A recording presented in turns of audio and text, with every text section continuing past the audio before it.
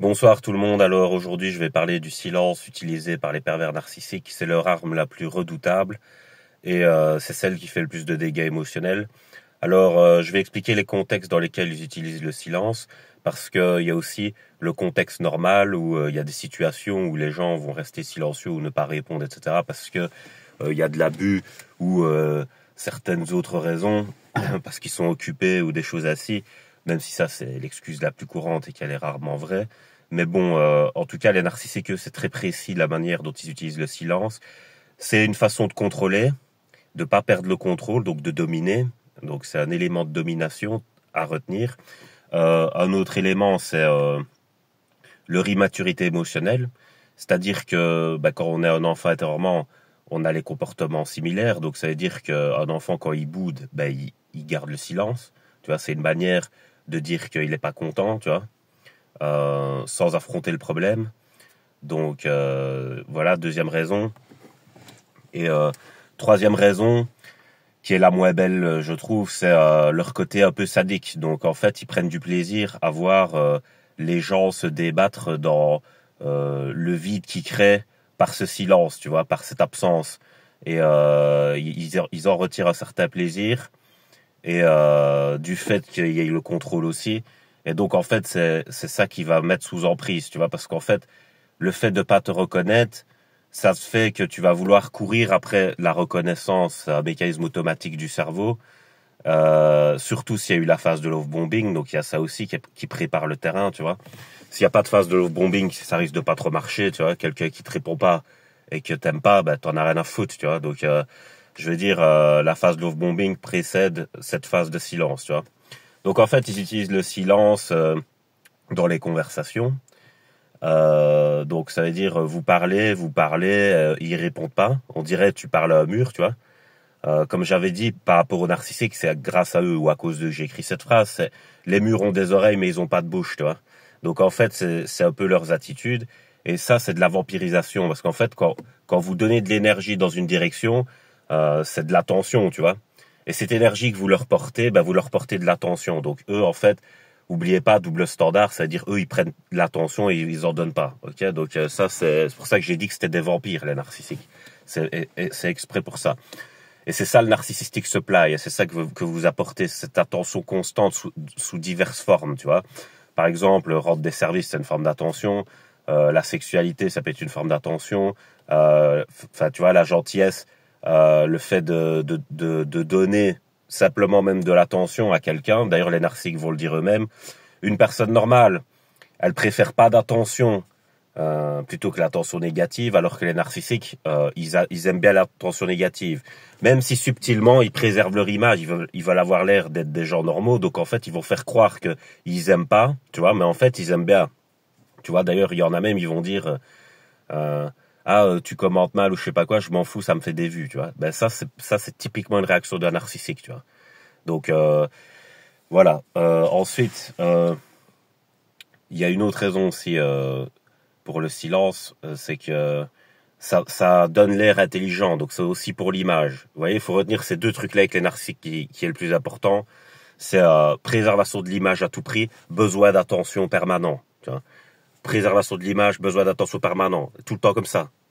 Tu vois, et donc le fait d'être silencieux, tu vois, c'est pas comme les faux calmes, hein. Je sais bien que cette expression-là, elle a été inventée pour les gens qui peuvent rester silencieux et que c'est pas que l'apparence matche pas avec le fond, mais les faux calmes, c'est pas pareil. Les faux calmes, c'est des gens qui paraissent calmes parce qu'ils ont construit leur façade sociale comme ça, mais en fait à l'intérieur c'est des volcans, tu vois, où ils sont très émotionnels en fait, tu vois.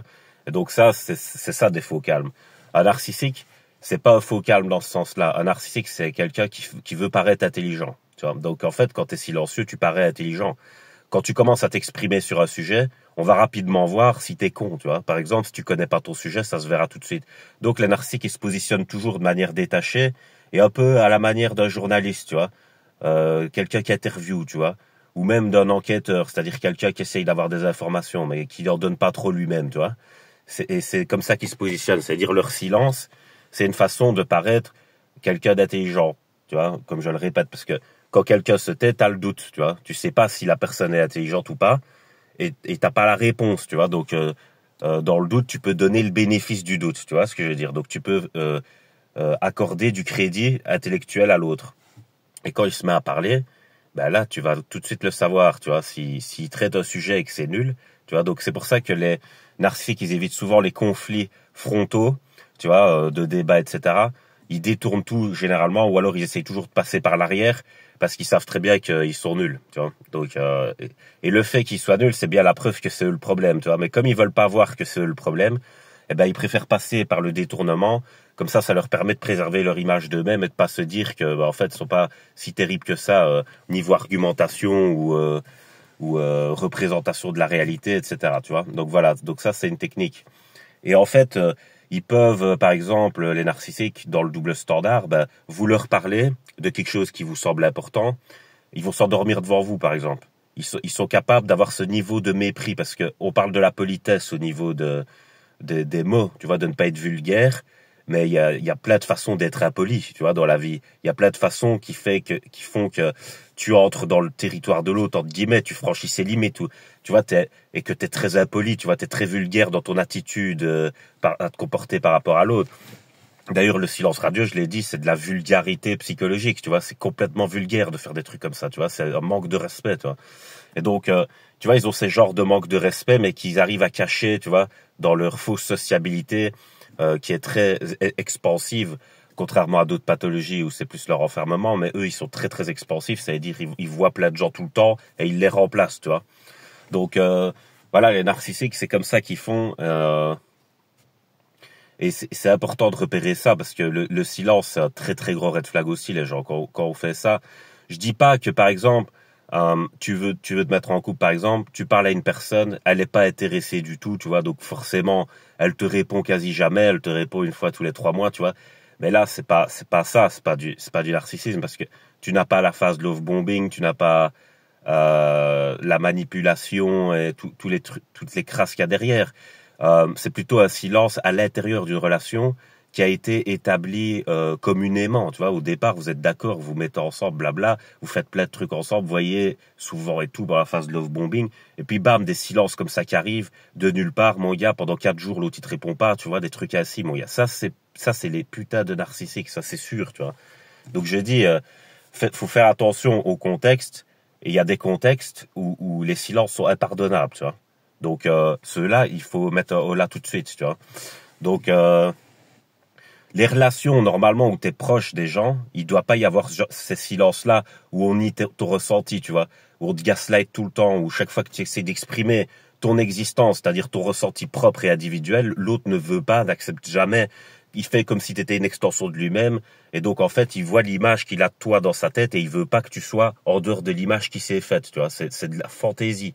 D'ailleurs, cette fantaisie narcissique, on la retrouve dans les sectes, et je l'ai déjà dit, ils croient beaucoup à des trucs genre paranormal et tout, tu vois, ils croient qu'ils parlent aux morts, par exemple, ils croient à l'horoscope ou des trucs ainsi. Moi, je vais vous raconter des histoires personnelles sur ça. J'ai un ami qui est sorti avec une fille, elle allait au cimetière, elle parlait aux pierres tombales. Donc, mon gars, tu vois, là, il y a un gros souci, tu vois. Et donc, je sais bien que parfois, les gens, ils sont traumatisés, donc ils ont un mécanisme de défense qui est le déni, c'est un mécanisme de défense plus animal, plus primitif, mais bon, il est là pour protéger le cerveau. Et donc, ils commencent à croire à des trucs comme ça, juste pour pas décompenser dans leur cerveau par rapport à la perte, tu vois. Mais, donc, je peux comprendre. Moi, j'accepte, mais je veux dire, c'est pas pour ça que nous, on doit accorder du crédit à ça, tu vois. C'est ça, surtout. Et donc, c'est ça que je dis. Et donc, moi, dans mon histoire personnelle, une fille m'a quitté pour l'horoscope, hein. C'est-à-dire, ça correspondait pas au niveau des signes astrologiques, je sais pas quoi, genre Bélier, Lion, Capricorne, je sais pas quoi. Et ben, la fille, elle a décidé, parce qu'un horoscope à la con racontait des salades, de mettre fin, tu vois. Donc, je dis, mon gars, quand t'es face à des trucs comme ça, c'est fou, mon gars. Je te jure. Donc, les gens, quand vous repérez ce genre de red flag, tous ces gros red flags de fou que j'ai déjà dit dans plein de vidéos, vraiment, faut pas insister. Parce que pour moi, le narcissisme, c'est vraiment une pathologie grave, les gens, je vous jure. Hein, c'est pas un petit truc. Hein. Genre, t'as une petite phase de bipolarité parce que dans ta vie, ça va pas trop bien. Donc, t'es un petit peu instable, tu vois, au niveau émotionnel. Non, c'est pas une névrose, comme j'ai dit, c'est une psychose. Hein. Et donc, une psychose, c'est-à-dire la personne, est en dehors de la réalité, ok? C'est-à-dire, elle sait même pas définir la réalité, elle saurait même pas le faire, tu vois?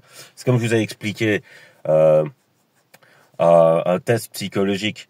Oh, pardon, hein, la lumière s'est encore éteinte. Mais c'est pas grave, je vais vite finir sur ce test psychologique et la vidéo sera terminée. Par exemple, vous demandez un nombre de chaises dans une pièce et chacun va avoir son opinion, c'est-à-dire son point de vue. Mais par contre, il y a qu'une seule vérité. Tu vois, il n'y a pas plusieurs vérités, ça n'existe pas, ça.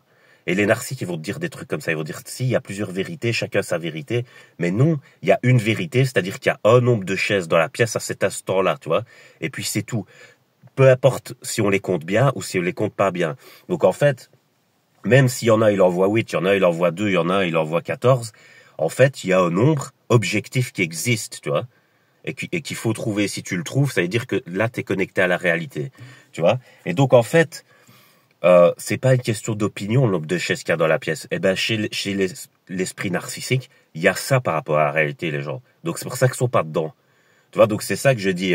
Et ça, c'est dingue d'être face à ça, je vous jure. C'est abusé, tu vois.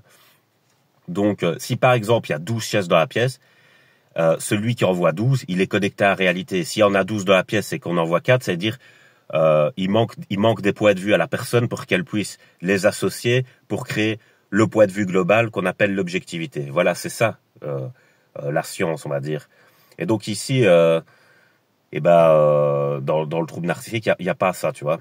Et donc c'est pour ça qu'en fait, ils vivent beaucoup de la réaction des autres et dans le regard des autres parce que ils n'arrivent pas à avoir de lecture propre, en fait. Ils n'ont pas de structure mentale qui leur permette de percevoir la réalité dans sa complexité. Donc, ils sont obligés de tester, tu vois, d'appuyer sur des boutons chez les gens pour avoir des réactions et pour se dire, ah ben, je vais m'adapter en fonction de la réaction, tu vois. Oui, mais le problème, c'est que les gens normaux, ils sont connectés au passé. Donc, il y a ce qu'on appelle l'accumulation. À la fin, t'en as marre qu'on appuie sur tes boutons, qu'on te manipule, qu'on te fasse mal réagir, tout le temps pour avoir une lecture du monde, tu vois, ça fait chier, tu vois, à un moment donné, hein, tu dis, fais ta propre structure personnelle, c'est pas possible, tu vois, je suis pas un jouet, moi, tu vois, et donc, en fait, c'est ça qui, à long terme, est complètement usant, tu vois, les narcissiques, mon gars, ils saoulent plus les gens qu'à BNBF, je rigole pas, je te jure, c'est fou d'être lourd à ce point-là, je te jure, et donc, voilà, moi, je le dis carrément, comme ça, ils sont au courant, parce que c'est à eux à faire ce travail-là sur eux, normalement, c'est à eux à travailler pour pouvoir atteindre l'objectivité et être des gens corrects en relation. C'est pas aux autres à se plier à leurs exigences de dictateurs, parce que eux ils veulent pas progresser, mon gars. Tu vois, c'est ça le truc et qui est important de souligner. Donc voilà, j'ai terminé cette vidéo. Oubliez pas, le silence dans un contexte de relation proche, c'est no way, c'est dehors, tu vois.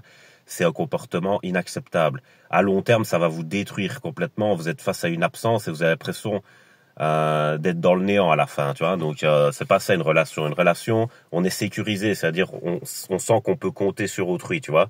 Si c'est à sens unique, c'est-à-dire autrui peut compter sur toi, mais toi tu peux pas compter sur lui, tu vois. Et vous allez voir au niveau émotionnel, quand les narcissiques ils ont des problèmes, ils vont être les premiers à essayer qu'on les réconforte, qu'on les aide et tout ça. Par contre, vous, quand ça va pas, ils seront pas là, mon gars. Je te garantis, ils vont faire abandon de poste direct, mon gars. Ça va être abusé, tu vois. Donc c'est ça qui va pas. À la fin, t'en as marre d'être là-dedans, tu vois.